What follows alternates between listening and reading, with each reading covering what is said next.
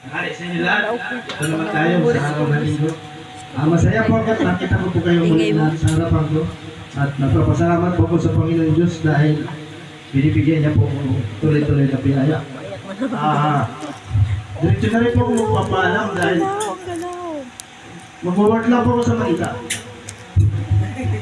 Okay lang po kasi yung alam ko balik na ulit magsimpa, sa naman po ko alis. Wala na po sa kanila magsusundo. Saka po sa mama ko.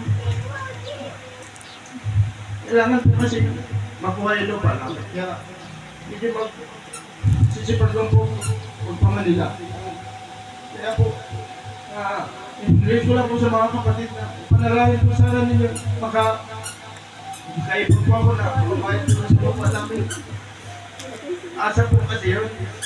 Kaya ayaw ko man po umalis. Kaso kailangan po, kaya siguro po maunawa naman po ako nila.